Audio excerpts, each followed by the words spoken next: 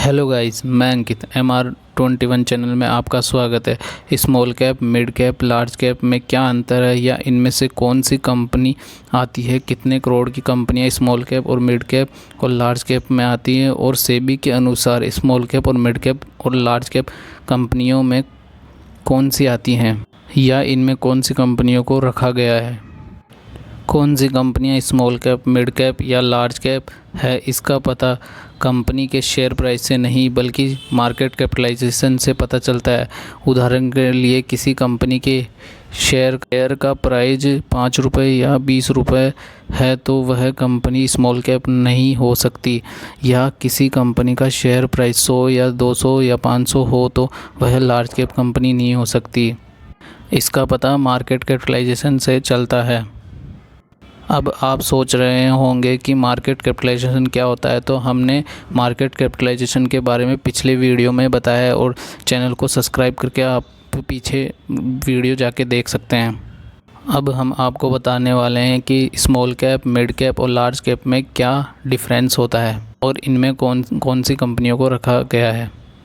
Large cap, जिन कंपनियों का market capitalisation या मार्केट कैप 1000 करोड़ 10,000 करोड़ से ज़्यादा होता है, वे सभी कंपनियां लार्ज कैप कंपनी की कैटेगरी में आती हैं और सेबी के अनुसार इंडिया की टॉप 100 कंपनियां लार्ज कैप कंपनियां होती हैं, यानी 1 से 100 तक की कंपनियां, टॉप 100 कंपनियां जो भी हैं वो लार्ज कैप कंपनियां आती हैं। और लार्ज कैप कंपनियों का अपने उद्योग में वर्चस्व होता है। लार्ज कैप कंपनी की ग्रोथ संतुलित होती है। लार्ज कैप कंपनियों में रिस्क बहुत कम होता है, यानी रिस्क लेस कंपनियां होती हैं। आप इन कंपनियों में आंख बंद करके भी पैसा लगा सकते हैं क्योंकि ये कंपनी रिटर्न देने की अपॉर्चुनिटी रखती हैं, लेकिन ये कंपनियां स्मॉल कैप और मिड कैप से कम रिटर्न देती हैं।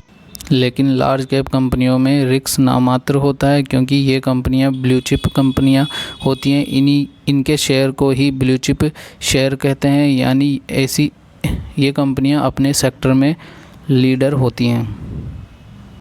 भारत की लगभग सभी लार्ज कैप कंपनियां वर्ल्ड रैंकिंग में मिड कैप या स्मॉल कैप कंपनियां बन जाती हैं क्योंकि दुनिया भर में उन्हीं कंपनियों को लार्ज कैप में रखा गया है जिनका मार्केट कैप या मार्केट कैपिटलाइजेशन 10 अरब डॉलर यानी लगभग 39,000 करोड़ रुपए से अधिक है। मिड कैप कंपनियां कौन सी हैं, तो जिन कंपनियों का मार्केट कैप या मार्केट कैपिटलाइजेशन 5,000 करोड़ से अधिक और 10,000 करोड़ से कम होता है, वे सभी कंपनियां मिड कैप श्रेणी में आती हैं। सेबी के अनुसार इंडिया की टॉप 101 से 250 जो कंपनियां होती हैं वो मिड कैप की श्रेणी में आती हैं। एक मिड कैप कंपनी अपने उद्योग में एक उभरती कंपनी होती है। इस तरह की कंपनियों में तेज़ी से बढ़ने और भविष्य में ग्रोथ अपॉर्चुनिटी ज़्यादा होती है और उस कंपनी के लार्ज कैप बनने की संभावना होती है। मिड कैप कंपनियों में रिस्क स्मॉल कैप कंपनियों से कम होता है। मिड कैप कंपनियों की ग्रोथ अपॉर्चुनिटी और रिटर्न देने की अपॉर्चुनिटी लार्ज कैप से ज़्यादा होती है।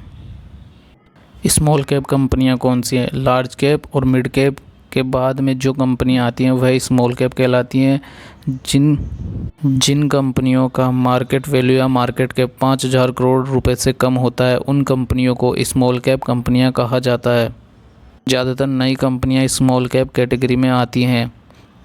कुछ ऐसी कंपनियां भी होती हैं जो बेहद कम समय में बहुत आगे निकल जाती है। इस तरह की कंपनियों में तेज़ी से बढ़ने और ग्रोथ होने की अपॉर्चुनिटी ज़्यादा होती है। इस कारण यह स्मॉल कैप कंपनियां कैप में और लार्ज कैप में बदलने या ग्रोथ ज़्यादा होने के कारण ही स्मॉल कैप कंपनियां ज़्यादा रिटर्न दे सकती है। लेकिन इन कंपनियों में रिस्क भी हाई होता है, मतलब ज़्यादा रिस्क होता है।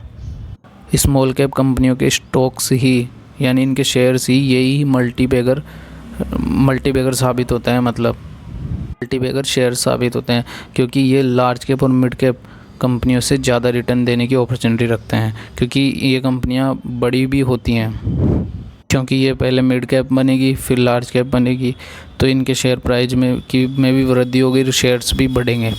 के अनुसार स्मॉल कैप कंपनियां वो होती हैं जो 251 यानी इंडिया की जो 251 कंपनियां ना उससे जो भी नीचे वाली जितनी भी कंपनियां हैं यानी जितनी भी वो सारी स्मॉल कैप कंपनियाँ में आती हैं। तो अच्छी लगी हो तो चैनल को सब्सक्राइब करें और लाइक करें। Thank you for watching.